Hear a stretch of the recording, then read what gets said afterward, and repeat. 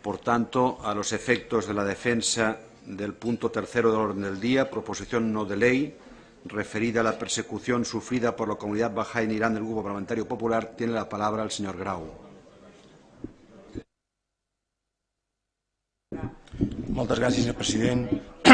Señor presidente, señorías, la fe Bahá'í es una religión mundial independiente, nacida en Irán a mediados del siglo XIX y que aúna hoy en día a más de 6 millones de creyentes en todo el mundo, de los cuales unos 300.000 residen en ese país. Sin embargo, desde la implantación de la República Islámica tras la Revolución de 1979, han sido sistemáticamente perseguidos. Sus seguidores son objeto de leyes discriminatorias y regulaciones que persiguen cualquier derecho a ejercer libremente su religión, siendo vulnerados sus derechos más fundamentales. En honor a la verdad, habría que recordar que en la práctica los seguidores de esta religión, desde su inicio en el año 1844 y durante generaciones, han sido perseguidos únicamente a causa de sus creencias, que aunque minoritarias en Irán, sus seguidores llegarán a superar la cifra de 500.000, convirtiéndose en la región no musulmana más numerosa del país.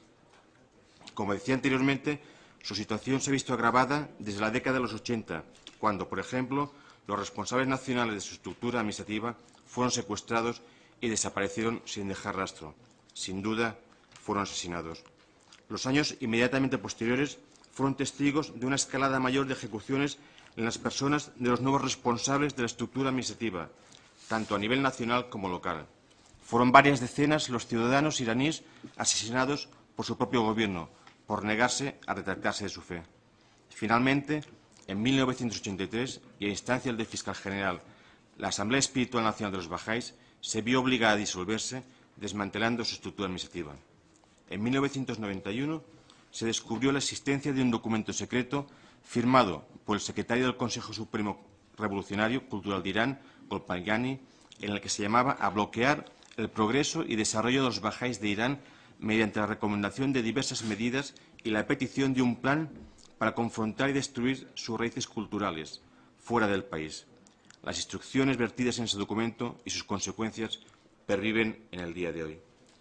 Desde la promulgación de dicho informe secreto, que salió a la luz casualmente, se han producido infinidad de atropellos contra esa comunidad religiosa, únicamente a causa de sus creencias.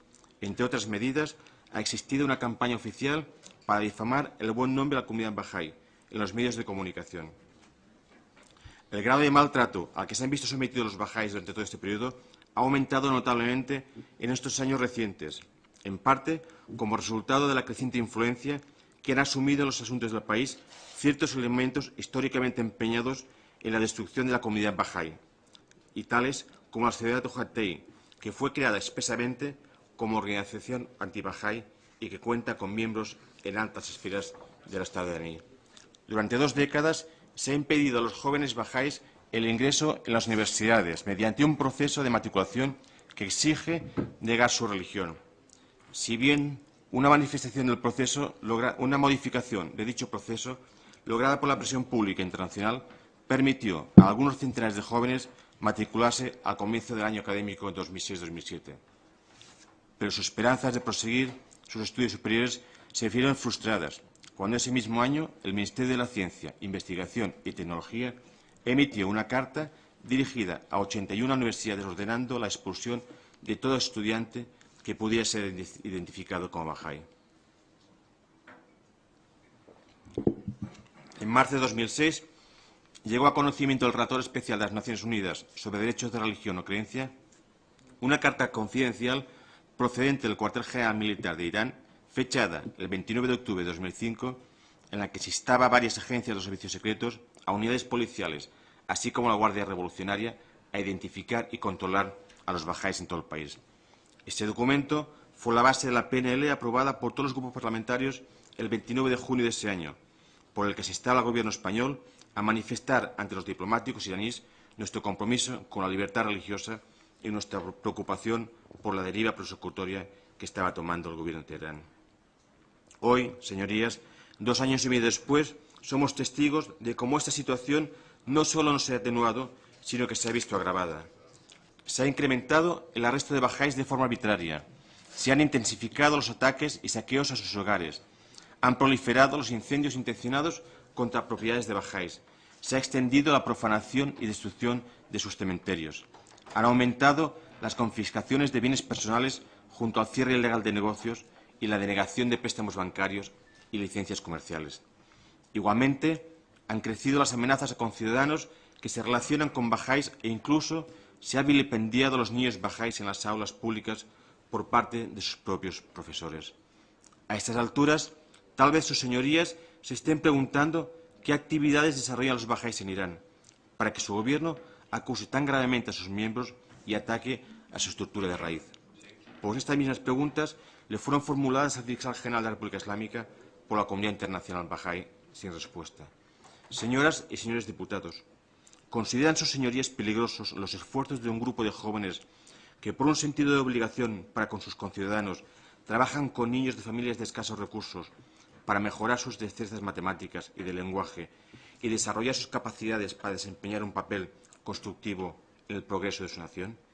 Es una amenaza para la sociedad que los bahá'ís hablen con sus vecinos de ideas nobles y acciones puras y buenas mediante una conducta loable y correcta.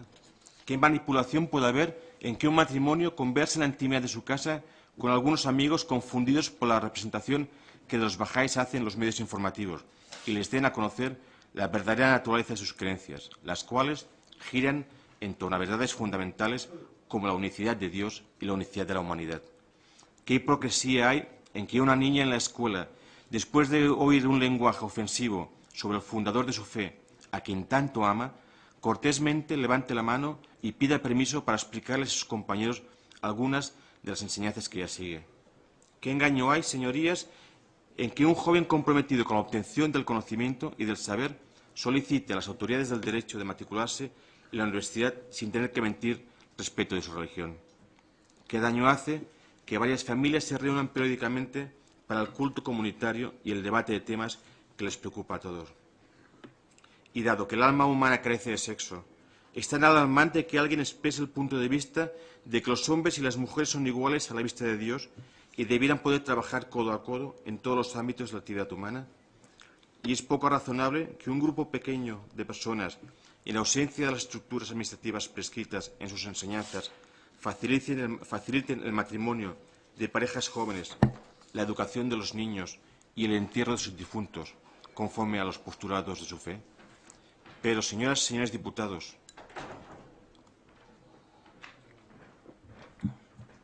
el episodio que más preocupa actualmente a todos los bahá'ís del mundo es que entre el 5 de marzo y el 14 de mayo de 2008, 7 miembros de la comunidad bahá'í fueron detenidos en sus domicilios por miembros del Ministerio de Inteligencia. Desde entonces se encuentra en la sección 209 de la prisión de Evin en Teherán. Las condiciones de encarcelamiento no cumplen siquiera con las condiciones mínimas recogidas en el reglamento sobre tratamiento de prisioneros. Y aunque se les ha permitido la visita a sus familiares, a su abogada, la laureada con el Premio Nobel de la Paz, Shirin Ebadi, no se le ha permitido reunirse con ellos. El 11 de febrero de 2009, el ayudante del fiscal Hassan Haddad anunció que los 7 detenidos serían juzgados ante el Tribunal de la Revolución la semana del 15 de febrero, acusados de espionaje a favor de Israel, insulto a las figuras religiosas y propaganda contra el sistema. El Código Penal iraní recoge en su artículo 502 el delito de acusación de espionaje, cuya pena oscila entre 1 y 5 años de prisión.